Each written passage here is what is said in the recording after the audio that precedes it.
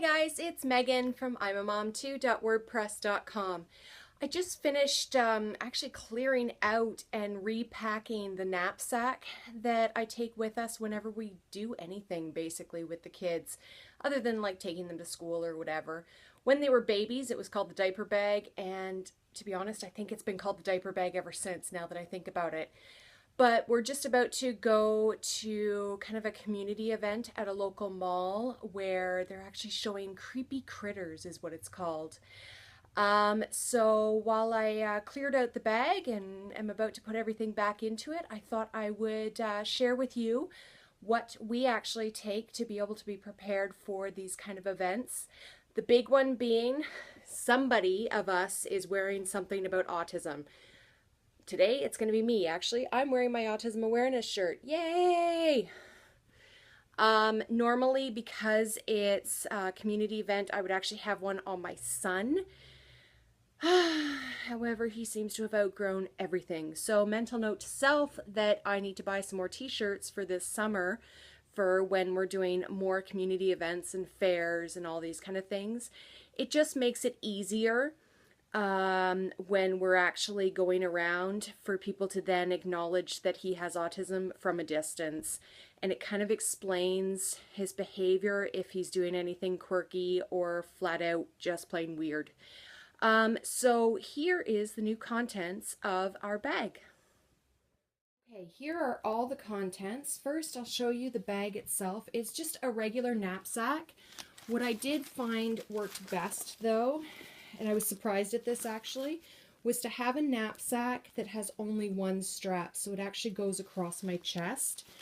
It just happened to be an extra bag that we had around at the time when my kids were born just under 10 years ago now. That's how old this bag is. Has seen better days, but it still works. And I just found it easier with twins in, double car seats and all that, to just take one hand to put the backpack on fully. And now I find it much easier as well if my son is having a rough day to just quickly put it over with one arm instead of two. So there are different compartments in it. A smaller one on one side, a larger one on the other side, a big one in the middle. I wish this actually had some kind of organizing something inside, but it doesn't. And then there's this weird one along the side here.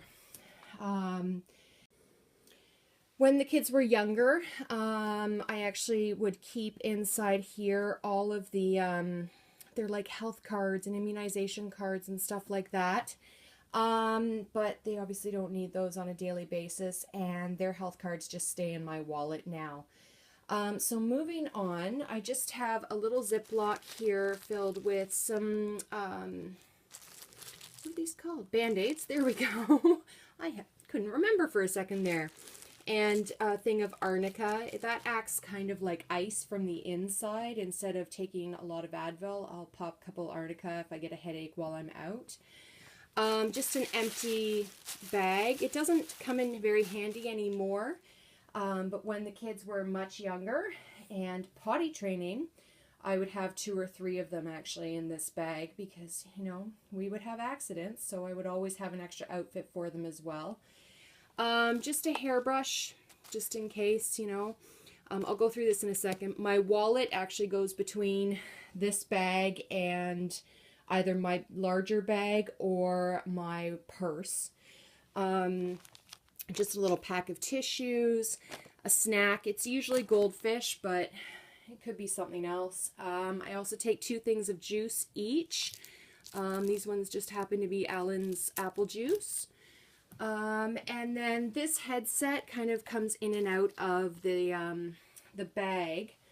My son does find it difficult sometimes when we go to big events. So this afternoon's is actually in a food court in a mall where the kids all get to play with creepy critters, as the description says. So sometimes that gets a little overwhelming for him from an auditory standpoint. So all that I got was a pair of headphones. Let's see. Sound Logic. I think I got these from like Dollarama, or like they were under $5. The purpose was not for them to be used as music things, but to be used kind of like sound muffling. Oh, there's my cat. So basically I just put that on his head, and it muffles some of the sounds around him and makes it a little easier for him. Of course, the cord is a pain, so I actually just use a clothespin like this that isn't too tight actually, so it doesn't kink the cord in any way. Sometimes I thought initially of actually cutting the cord off, but sometimes he actually plays with this and will use this up against his Elmo and pretend to listen to his heart. It's actually really cute. So then in here, I actually have emergency stuff. So I think in this front compartment here, I actually have emergency feminine products. And then in this part, I have pens, a couple extra cards, and some Post-it notes as well, just in case, you know, we have to write something down for whatever reason when we're out. So this kind of keeps us organized. So let me know what you keep in, whether it's your diaper bag or kind of a trip bag of whatever kind you might have. I'm really curious to see what everyone else packs in theirs. Subscribe below, and I'll talk to you guys soon. Bye.